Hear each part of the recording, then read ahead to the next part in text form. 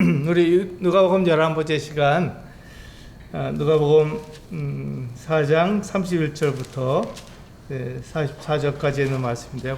같이 한번 읽어볼까요? 네, 한 목소리 같이 읽어보도록 하겠습니다. 시작. 갈릴리의 가버나움 동네에 내려오사 안식일에 가르치시매 그들이 그 가르치심에 놀라니 이는 그 말씀이 권위가 있으니라. 회당에 더러운 귀신 들린 사람이 있어 크게 소리질러 이르되 아 나사렛 예수여 우리가 당신과 무슨 상관이 있나이까? 우리를 멸하러 왔나이까? 나는 당신이 누구인 줄 아노니 하나님의 거룩한 자니이다. 예수께서 꾸짖어 이르시되 잠잠하고 그 사람에게서 나오라 하시니 그 귀신이 그 사람을 무리 중에 넘어뜨리고 나오되 그 사람은 상하지 아니한지라. 다 놀라 서로 말하되 이르되 이 어떠한 말씀인고 권위와 능력으로 더러운 귀신을 명함에 나간도다 하더라. 이에 예수의 소문이 그 근처 사방에 퍼지니라. 예수께서 일어나 회당에서 나가사 시몬의 집에 들어가시니 시몬의 장모가 중한 열병을 앓고 있는지라. 사람들이 그를 위하여 예수께 구하니 예수께서 가까이 서서 열병을 꾸짖으신데 병이 떠나고 여자가 곧 일어나 그들에게 수종드니라. 해질 무렵에 사람들이 온갖 병자들을 데리고 나오매 예수께서 일일이 그 위에 손을 얹으사 고치시니 여러 사람에게서 귀신들이 나가며 소리질러 이르되 당신은 하나님의 아들이시니이다. 예수께서 꾸짖사 그들의 말함을 허락하지 아니하시니 이는 자기를 그리스도인 줄 알미러라. 날이 밝음에 예수께서 나오사 한적한 곳에 가시니 무리가 찾다가 만나서 자기들에게서 떠나지 못하게 만류하려 하며 예수께서 이르시되 내가 다른 동네들에서도 하나님의 나라 복음을 전하여야 하려니 나는 이 일을 위해 보내심을 받았노라 하시고 갈릴리 여러 회당에서 전도하시더라. 네, 이 말씀을 보시면 우리가 예수님이 누구신지에 대해서 이 누가가 계속 말하고 있는 것을 우리는 알 수 있습니다. 이 누가복음을 통해서 예수님이 누구신지 정확하게 알 수 있어야 합니다. 누가 그것을 이제 기록하고 있으니까요. 예수님이 누구신가에 대해서 정확하게 기록하고 있습니다. 누가복음 전체를 통해서 예수님이 누구신가에 대해서 우리들에게 말해주고 있는 것이죠. 이제 예수님께서 그 나사렛, 자기 나신 동네에 자기 자라신 그 동네인 나사렛에 갔다 거기에 사람들이 그를 거절하고 그를 박해하는 바람에 거기서 나와서 이제 가버나움이라는 동네에 왔습니다. 가버나움은 우리가 이제 갈릴리 호수를 보게 되면 가장 북쪽에 있는 동네입니다. 이제 거기는 배를 타고 나가기 참 좋습니다. 그리고 갈릴리 호수는 굉장히 평평하기 때문에 굉장히 큰 호수죠. 우리가 보기에. 그래서 바다처럼 보인다고 해서 갈릴리 바다라고도 말을 하는데 굉장히 큽니다. 가로폭이 한 11km, 세로폭이 한 22km 정도 되는 데니까 굉장히 크죠. 그런데 이제 거기에 배가 이렇게 올라서면 다 보입니다.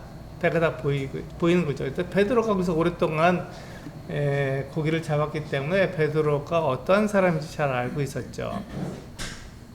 근데 그 동네에 예수님께서 오셨습니다. 그래서 그 동네에서 말씀을 가르쳤어요. 안식일에 회당에 들어가서 똑같이 나사렛에서 똑같이 그 안식일에 회당에 들어가셔서 가르치신 거예요. 그랬더니 이 가버나움 사람도 이 나사렛 사람들하고 똑같이 반응했습니다. 그래서 그 예수님의 그 말씀이 놀라우니까요. 그 서기관들과 같지 않고 그들이 가르치는 사람들과 같지 않고 예수님의 말씀은 권위가 있었습니다. 그래서 우리 32절에 보시면 그들이 그 가르치심에 논란이 있는 그 말씀이 권위가 있습니다라. 이렇게 말씀하고 있습니다. 그래서 오늘 그 11번째, 누가복음 11번째 시간에 이 제목이요. 그 말씀이 권위가 있음이라라 라는 제목으로 말씀을 드립니다. 그 말씀이 권위가 있다라. 이게 이제 이 누가가 요 구절에서 하고 싶은 내용이죠. 예수님께서 왜 권위가 있습니까? 하나님의 아들이시니까요. 하나님의 아들이시기 때문에 그 권위가 있는데 그 권위가 있다는 것을 통해서 우리들에게 그 이야기해 주는 것입니다. 예수님께서 하나님의 아들이라는 것을 얘기해 주는 것이죠. 우리가 권위가 있다는 말은 무슨 뜻일까요? 그래서 계속해서 이제 권위에 대해서 얘기하고 있는데 권위가 있다는 말은 무슨 뜻입니까? 우리가 일반적으로 생각하는 것처럼 높은 지위에 있어서 다른 사람들에게 명령할 수 있는 것은 힘, 그것은 우리가 권력이라고 말을 합니다. 권위하고 다르죠. 권력이라고 말을 합니다. 우리가 종종 이렇게 권위와 권력을 우리가 혼동하는데 그렇지 않습니다. 권위라는 말은 옳은 것은 옳다고 말하고 그른 것은 그렇다고 말할 수 있는 힘을 말합니다. 권력과는 좀 다르죠. 그래서 권력이라고 하는 것은 우리가 우리 주변에 있는 내가 옳든 그러든 간에 날 명령한 것은 그 사람이 들어야 합니다. 그 사람이 따라야 하는 것이죠. 그래서 권력이라고 말합니다. 그래서 그것이 옳든지 그러든지 상관없이 내가 그 사람보다 더 높은 지위에 있으니까 내 지위로 그 사람에게 말할 수 있는 것 같은 힘, 그것을 우리는 권력이라고 말을 합니다. 권위는 그렇지 않습니다. 권위라는 것은 옳은 건 옳다고 말하고 그런 거 그러다가 말할 수 있는 힘을 말합니다. 이게 이걸 힘이라고 얘기하냐 당연한 건데 이렇게 말하지만 그렇지 않습니다. 우리가 그 세상을 살다 보면은 옳은 걸 옳다고 말하고 그런 걸 그렇다고 말할 수 있는 것은 형편이 되지 않은 때가 참 많이 있습니다. 우리 주위에 있는 그런 많은 사람들이 우리들에게 그것을 원하지 않거든요. 그래서 옳은 걸 옳다고 말할 때 그것을 싫어하고 그런 걸 그러다고 말할 때 그것을 싫어하는 그 같은 권력을 가진 사람들이 있습니다. 그래서 그 사람들이 그것을 싫어하는 거예요. 그래서 옳은 것도 그러다고 말하고 그런 것을 옳다고 말하도록 그렇게 요구하는 때가 있습니다. 그들은 권력을 가지고 있기 때문에 그렇습니다. 그래서 권력과 권위는 다릅니다. 그래서 권위는 옳은 걸 옳다고 말하고 그런 걸 그러다고 말하려면 어떤 게 필요합니까? 거기에 대한 근거가 필요한 것이죠. 옳은 걸 옳다고 말하려면은 거기에 대한 근거가 있어야 됩니다. 이게 왜 옳은지, 이게 왜 그른지에 대한 객관적인 근거가 있어야 그것이 옳은 것이 되고 그런 것이 되는 것이죠. 근데 그렇지 않고 그냥 내 주관적인 생각으로다가 이것이 옳다, 이것이 그러다 말하면 그것은 권위가 없습니다. 주관적이기 때문에 내 생각에 이것이 옳은 거고 내 생각이 그런 거라고 그렇게 말을 하게 되면 그것은 권위가 없죠. 당신 생각이 맞을 수도 있고 틀릴 수도 있는데 당신 생각에 따라서 옳고 그름을 말한다는 것이 말이 되지 않는다. 이렇게 우리는 그렇게 쉽게 얘기할 수 있죠. 그래서 권위라는 것은 누가 보더라도 그것이 맞다. 누가 보더라도 그것이 그러다. 이렇게 말할 수 있는 것들을 정확하게 옳다, 그러다 말할 수 있는 힘을 권위라고 말합니다. 그 예수님께서 말씀을 하시는데 그 말씀에 권위가 있다는 말은 무엇입니까? 누가 보더라도 이것은 옳다는 것입니다.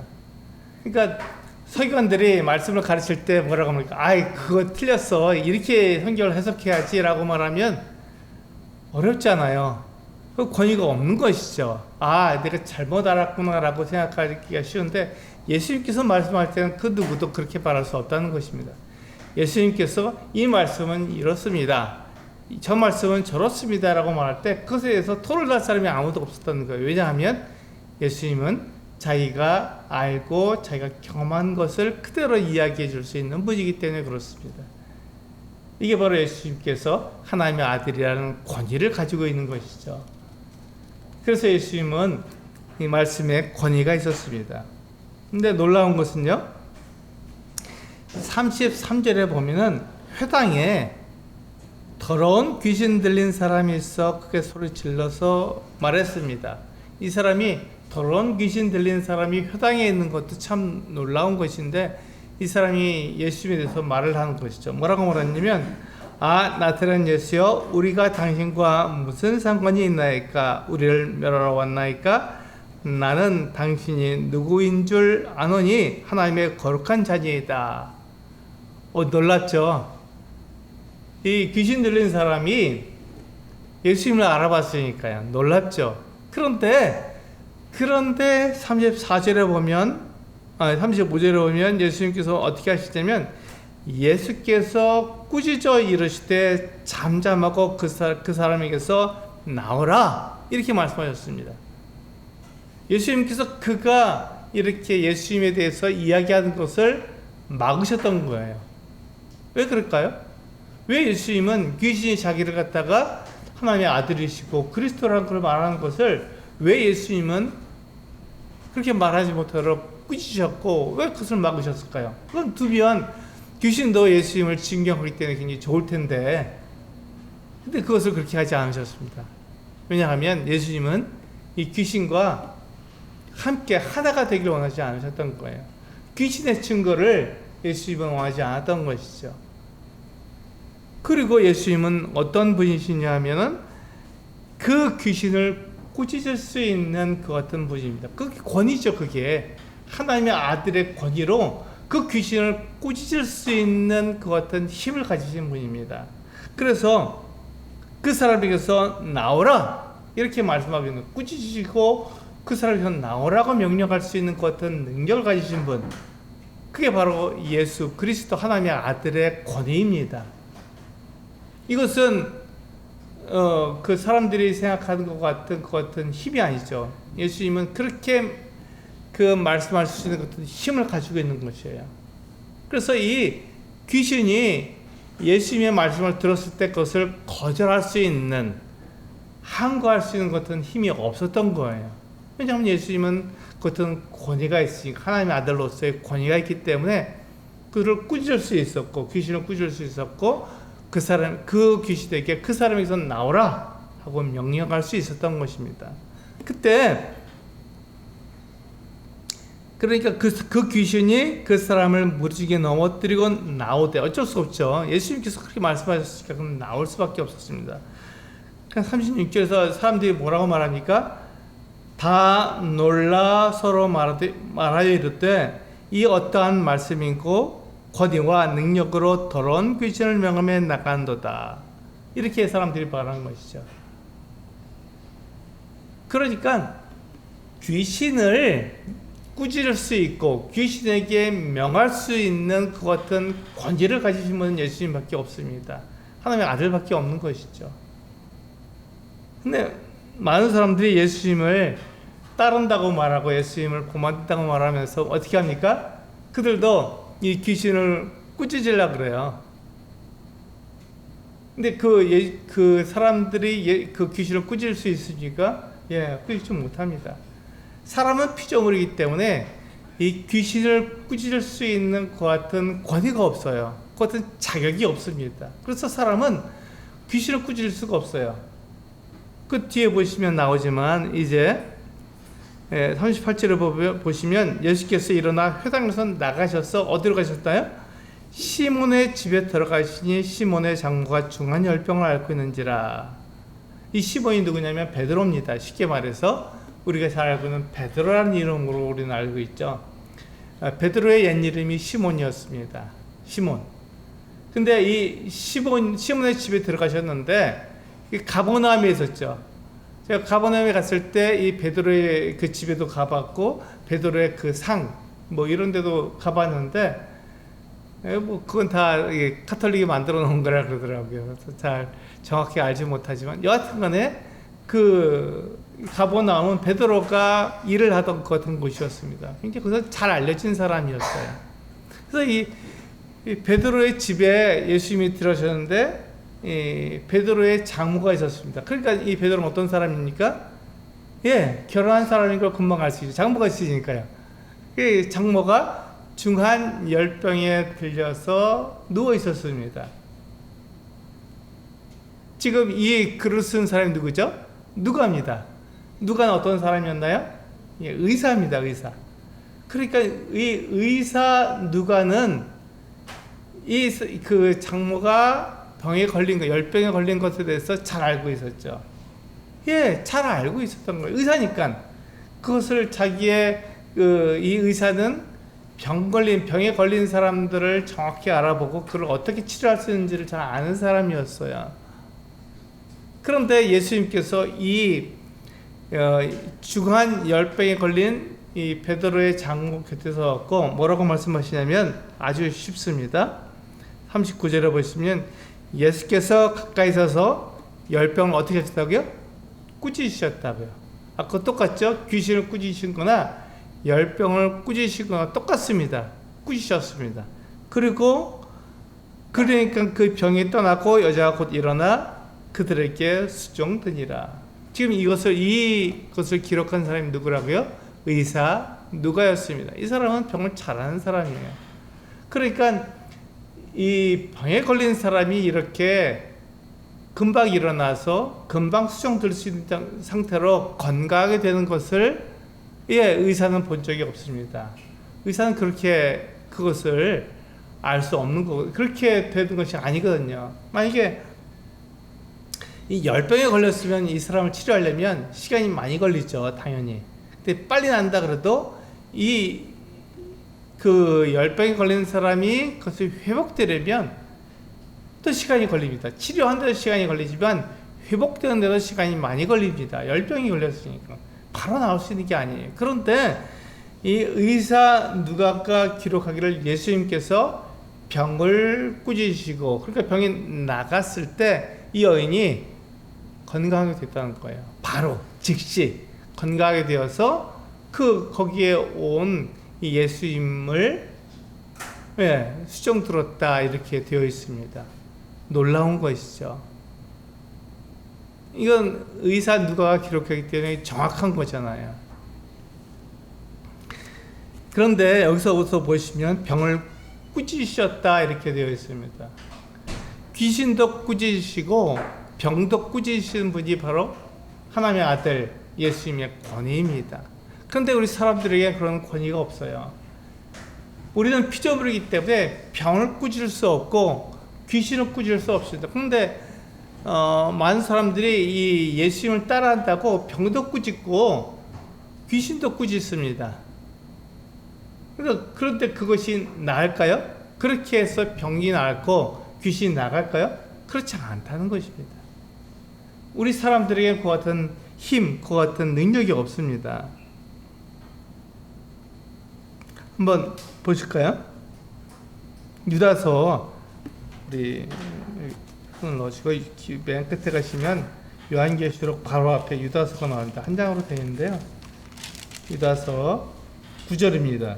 1장 9절, 유다서는 한 장밖에 안 되기 때문에 유다서 맨 끝에 있는 유다서의 9절입니다.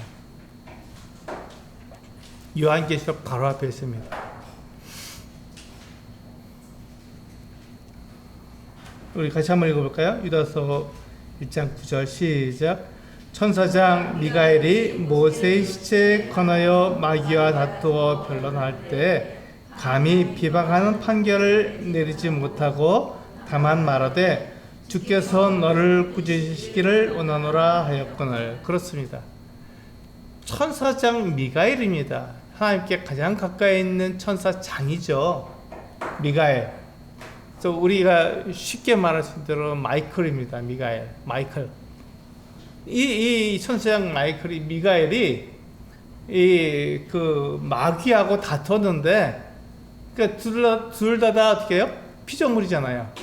그러니까 피조물인 마귀에게 비방하는 말을 쓸 수가 없었던 거예요. 꾸짖을 수가 없었던 거예요. 너 잘못한다. 너는 저주를 받기 마땅한 거야. 이런 말을 쓸 수가 없던 거예요. 근데 잘못한다 말을 할 수 있었죠. 넌 잘못하는 거야. 그렇게 하면 안 돼. 이런 말을 할 수 있죠. 그러면서 뭐라고 말씀하셨냐면 그 미가엘 뭐라고 말했냐면 다만 말하되 주께서 너를 꾸짖으시기를 원하노라 이렇게 말을 한 거예요. 꾸짖는 고난이 미가엘에게도 없습니다. 그 꾸짖을 수 있는 고난은 하나님께만 있는 거예요.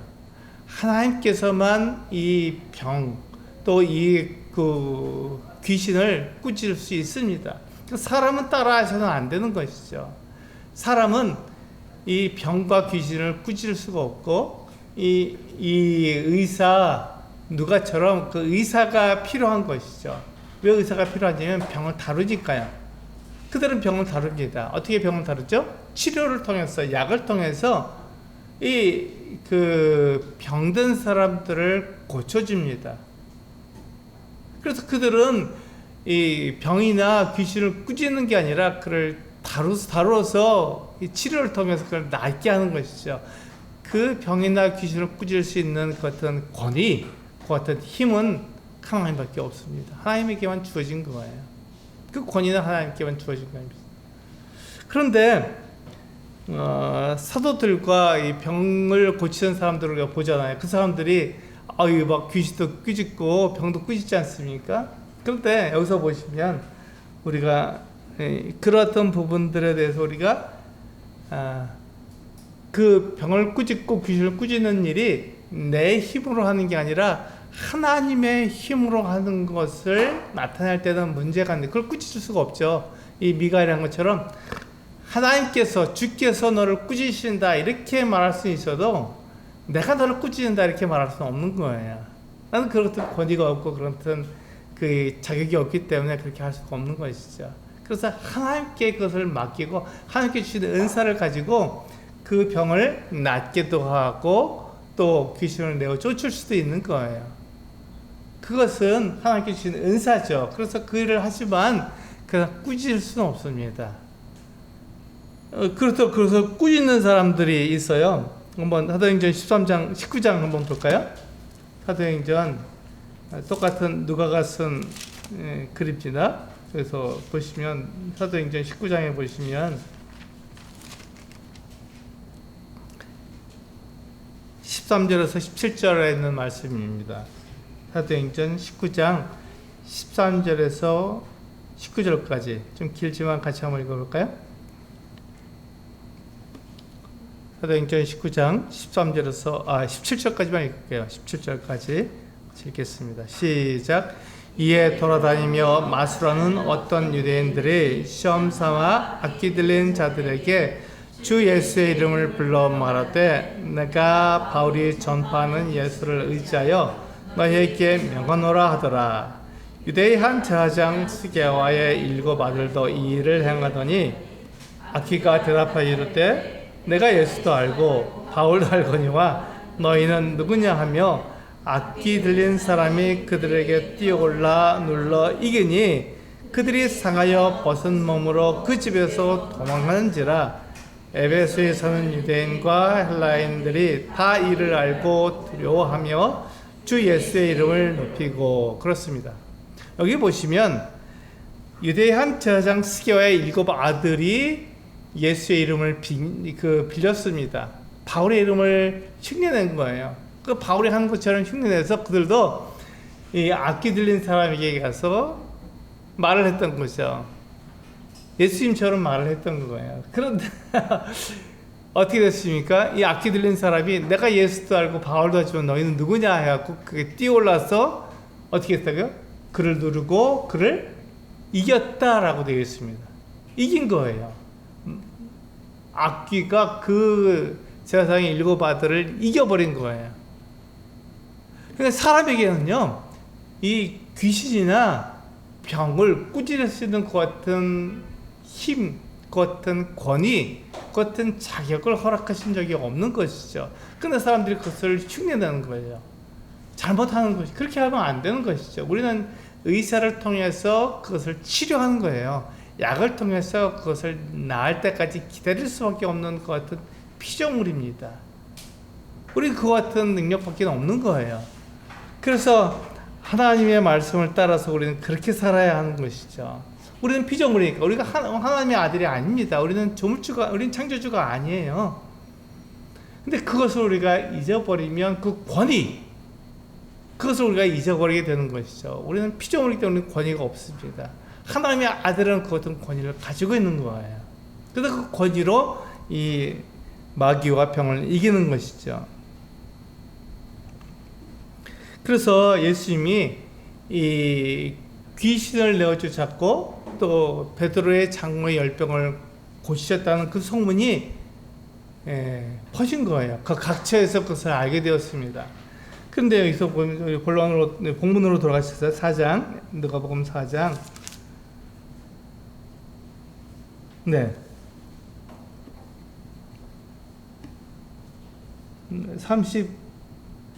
40절에 보시면 누가복음 4장 40절에 보시면 이렇게 시작하고 있습니다.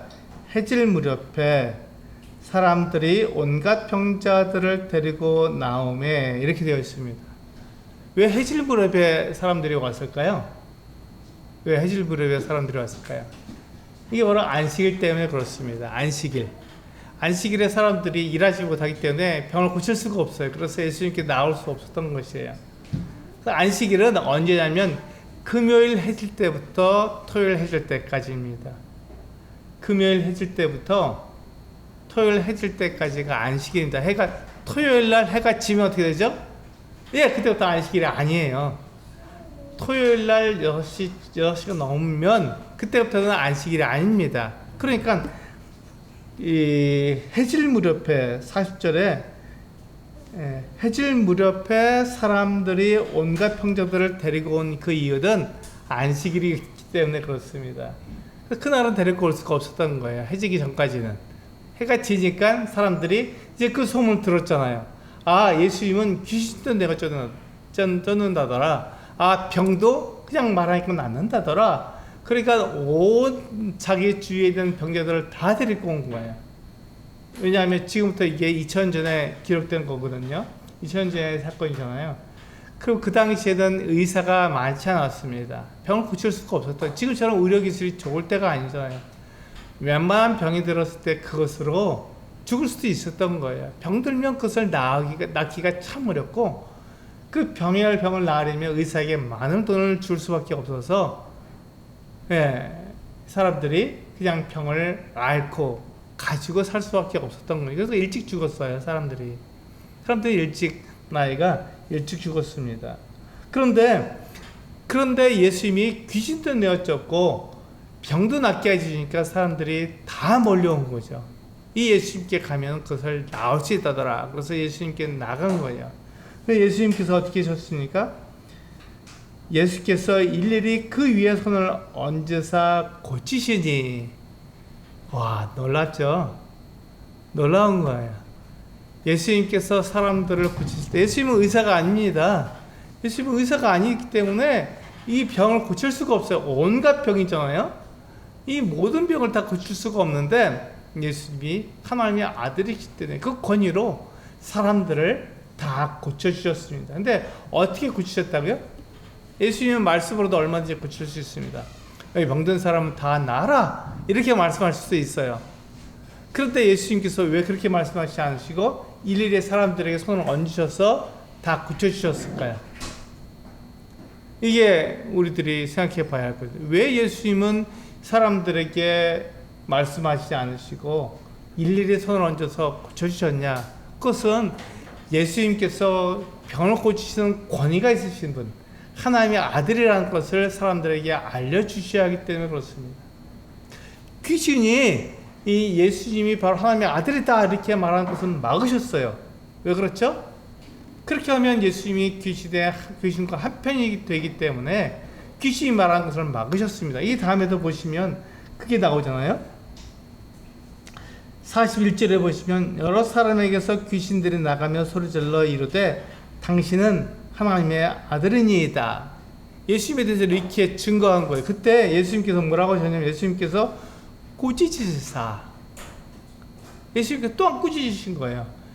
병도 꾸짖으시고 귀신도 꾸짖으신 거죠. 그래서 뭐라고 하셨냐면 그들이 말함을 허락하지 아니하셨다 이렇게 말씀하고 있는 것이죠. 예수님은 그들과 한편이 되기를 원하지 않으셨어요. 귀신과 예수님이 하나처럼 보이고 싶지 않으셨던 거예요. 그래서 그들에게 말하는 것을 허락하지 않으신 것이죠. 우리 고린도후서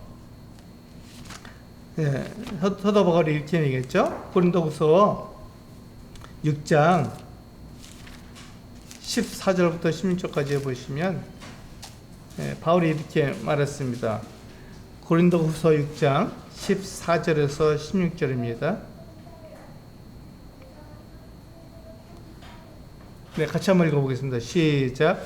너희는 믿지 않는 자와 멍에를 함께 매지 말라. 의와 불법이 어찌 함께하며 빛과 어둠이 어찌 사귀며 그리스도와 벨리알이 어찌 조화되며 믿는 자와 믿지 않는 자가 어찌 상관하며 하나님의 성전과 우상이 어찌 일치가 되리요. 우리는 살아계신 하나님의 성전이라. 이와 같이 하나님께서 이르시되 내가 그들 가운데 거하며 두루 행하여 나는 그들의 하나님이 되고 그들은 나의 백성이 되리라. 네, 여기 보시면 그리스도와 벨리알이 하나가 될 수 없다고 말씀하십니다. 믿는 자와 믿지 않는 자가 하나가 될 수 없는 거예요. 그거 마찬가지로 예수 그리스도는 귀신과 하나가 될 수 없습니다. 그래서 귀신이 당신은 하나님의 아들입니다 라고 말하는 것을 허락하지 않으시고 그걸 꾸짖으셨고 그렇게 말하지 마라 하고 막으신 거죠. 왜냐하면 예수님은 귀신과 한편이 아니시기 때문에 둘과 하나가 될 수 없기 때문에 그들이 예수님을 증거하는 것 그것을 막으신 거예요. 그리고 예수님은 당신이 하나님의 아들이시라는 것을 사람들에게 나타내 보이셨습니다. 놀랍잖아요. 그 권위로 나타내 보이신 것이죠. 이 귀신들의 증거를 필요하지 않으시고 예수님은 친히 그 권위, 옳은 건 옳다고 말씀하시고 그런 건 그렇다고 말씀하시고 하나님의 말씀이 이런 뜻이야 이렇게 말씀하신 거야 라고 정확하게 말씀하시는 것이죠.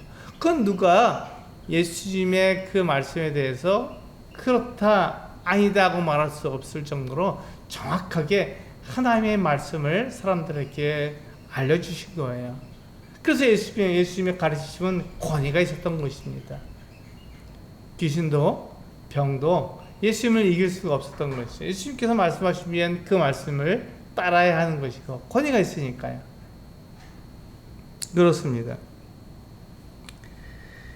우리 본문으로 돌아오셨어요. 누가복음 4장에 보시면 이제 42절에 보시면 날이 밝음에 예수께서 나오사 한적한 곳에 가시니 무리가 찾다가 만나서 자기들에게서 다시 못하게 만류하려 하며 이 가버나움 사람들이 예수님을 보니까 너무 놀라운 거예요.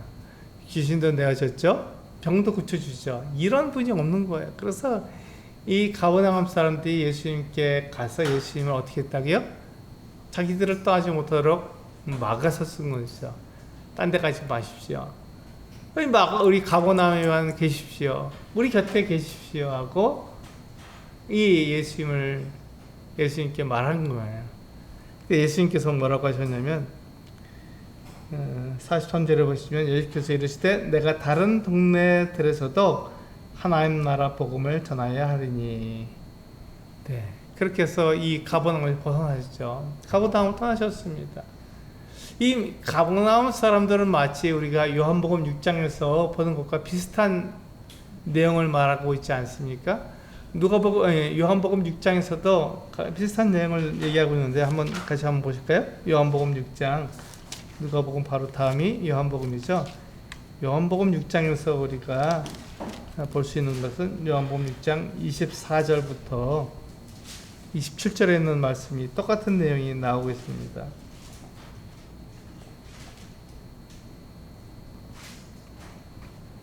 네, 같이 한번 읽어보겠습니다. 요한복음 6장 24절에서 27절까지 시작. 무리가 거기에 예수도 안 계시고 제자들도 없음을 보고 곧 배들을 타고 예수를 찾으러 가버나움으로 가서 바다 건너편에서 만나 라비여 언제 여기 오셨나이까 하니 예수께서 대답하여 이르시되 내가 진실로 진실로 너에게 이르노니 너희가 나를 찾는 것은 표적을 본 까닭이 아니요 떡을 먹고 배부른 까닭이로다. 썩을 양식을 위하여 일하지 말고 영생하도록 있는 양식을 위하여 하라. 이 양식은 인자가 너희에게 주리니 인자는 아버지 하나님께서 인지신 자니라. 이렇게 말씀하고 있습니다. 여기 보시면 이 예수님께서 이 오병이어의 기적으로 그러니까 보리떡 5개와 물고기 2마리로 5,000명을 먹이신 놀라운 사건을 나타내 주신 거예요. 그러니까 그것을 본 사람들이 예수님 찾아서 왔습니다. 그때 예수님께서 그들에게 뭐라고 말씀하셨나요? 너희가 나를 찾는 것은 표적을 본 까닭이 아니다. 그러니까 표적은 무엇이냐면 예수님께서 하나님의 아들이라고 하는 것을 나타내 주는 것은 기적이죠.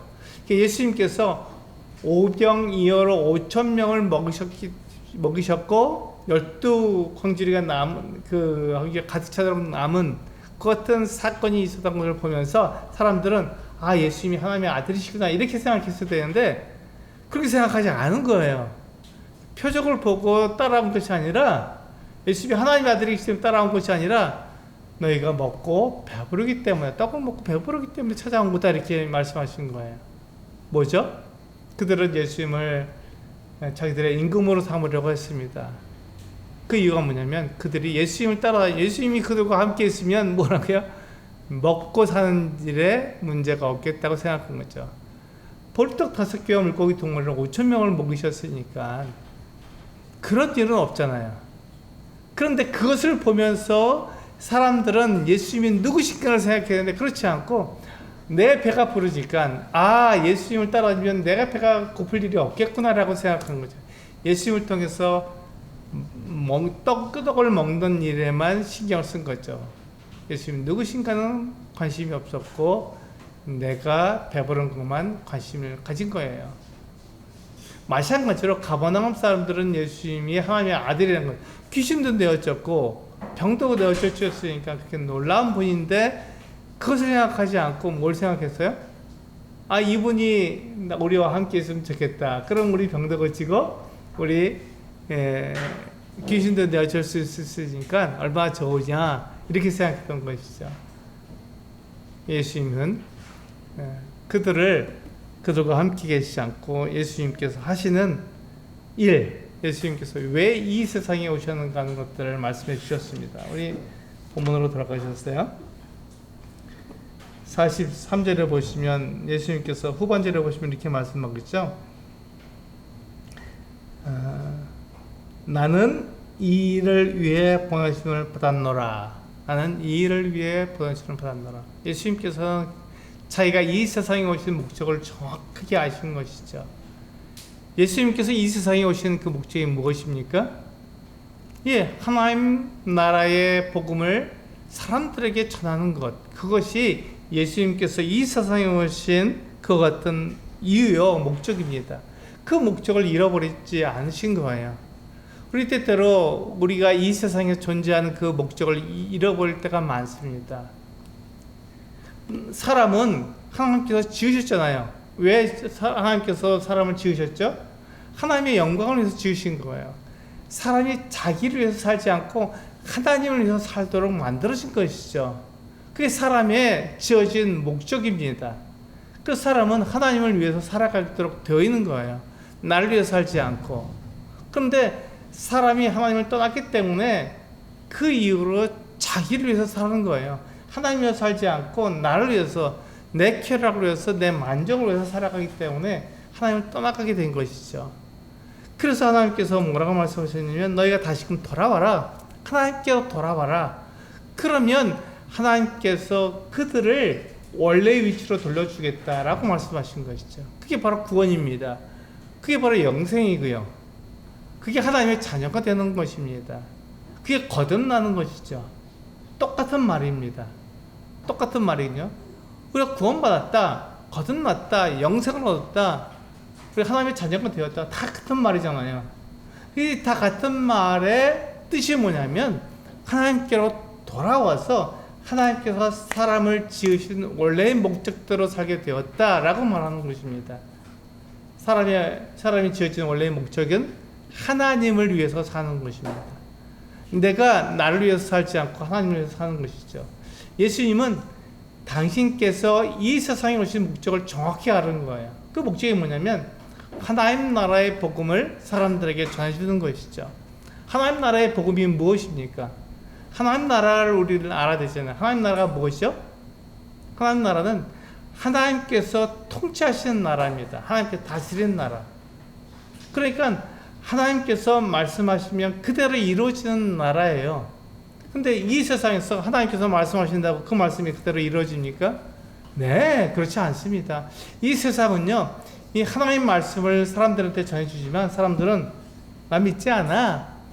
하나님이 어디 있어? 하나님 내 보이지도 않는데 하나님 믿는 이 차라리 내 주먹을 믿지. 이렇게 말하는 사람이 태반입니다. 왜 그렇죠? 예, 그들은 하나님을 떠났기 때문에 그렇습니다. 하나님 믿지 않는 거예요. 하나님 말씀이 분명하고 하나님께서 우리들에게 정확하게 하나님의 뜻을 말씀해 주심에도 불구하고 그것을 믿지 않습니다. 왜냐하면 하나님을 떠났기 때문에 그렇습니다. 그것이 바로 하나님을 위한 삶이 아니라 내 삶을, 나를 위한 삶을 살고 있는 증거죠. 사람은 자기를 위해서 삽니다. 그래서 하나님께서 사람들에게 말씀하셨습니다. 내가 내 아들을 너희를 위해서 보내주마. 그래서 내 아들이 너희의 모든 죄, 너희가 하나님을 대적하고 하나님을 떠난 그 죄를 다 용서해 줄 테니까 너희는 하나님께 돌아와서 원래 너희의 모습대로 살아가라. 이렇게 말씀하신 거예요.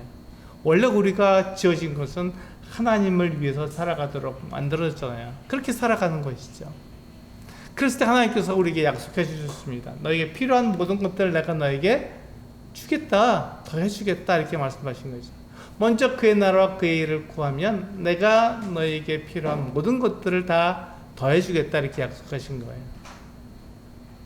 그래서 우리가 그 하나님을 믿느냐 믿지 않느냐, 내가 그 하나님을 따라가느냐 따라가지 않느냐가 우리에게 주어진 거예요. 그게 믿음입니다. 그게 믿음이에요. 그래서 하나님 나라의 복음은 무엇이냐면 우리가 이 세상은 하나님이 없다고 말하고 살고 있잖아요. 그래서 네 행복을 위해서 살아, 네 그 만족을 위해서 살아, 이렇게 말하고 있는 것이 이 세상인데 하나님 나라의 복음은 그렇지 않다는 것이죠.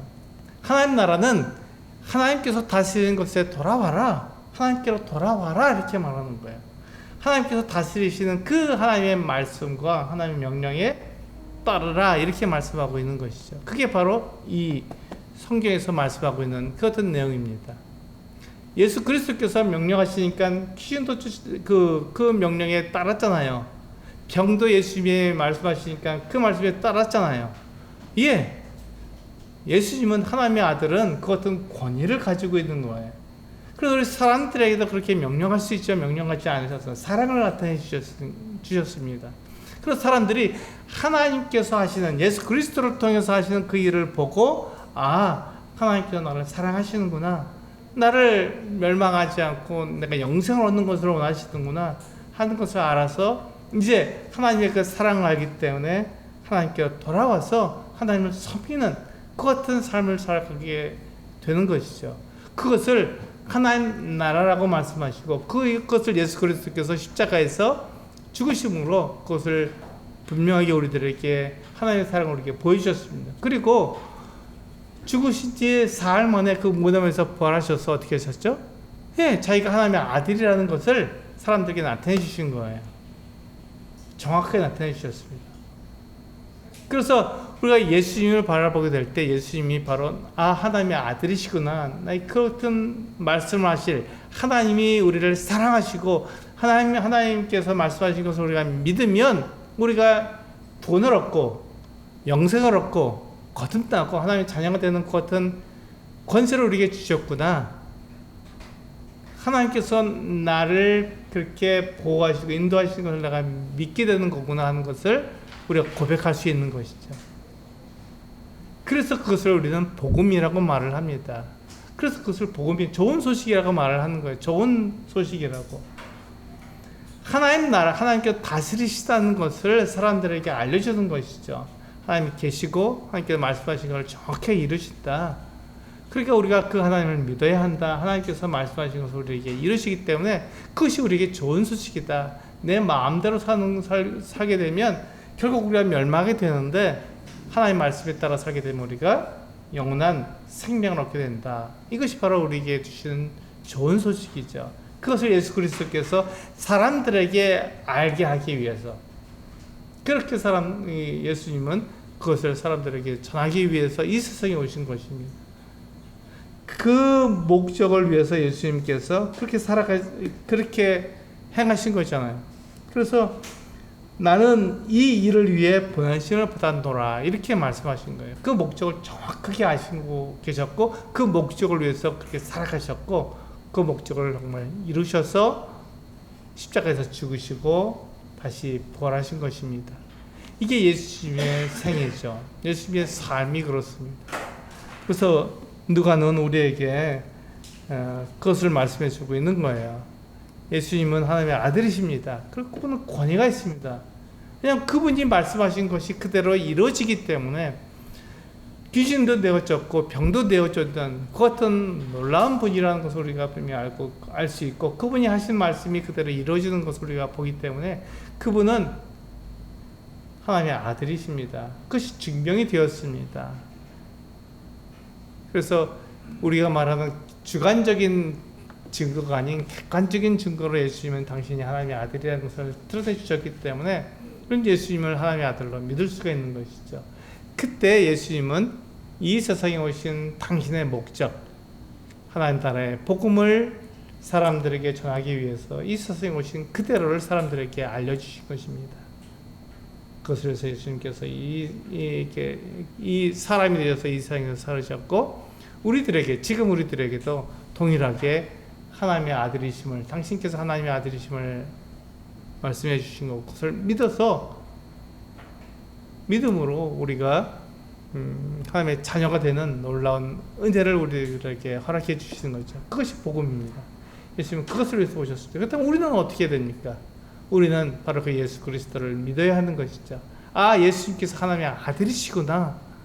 그럼 나는 이 세상에서 살아가는 것이, 이 세상에서 세상의 원리와 가르침에 따라 살아가는 것이 아니라 하나님의 아들 예수 그리스도께서 나에게 약속하신 대로, 나에게 말씀하신 그대로 내가 그것을 믿고 살아가는 거구나. 예수 그리스도를 믿게 되면 영생을 얻게 되는 것을 우리가 믿고, 그분이 하나님의 아들이라는 것을 내가 고백하고, 그분을 나의 왕으로, 나의 주님으로 내가 영접함으로써 그렇게 내 삶을 하나님께 드리는 것 같은 삶이 되어야 한다는 것이죠. 그것을 누가복음을 통해서 우리들에게 분명하게 말씀해주고 있는 것입니다. 이 말씀을 통해서 우리가 정말 이 세상에서 승리하는 우리 성도님들 되시기를 원합니다. 기도하시겠습니다.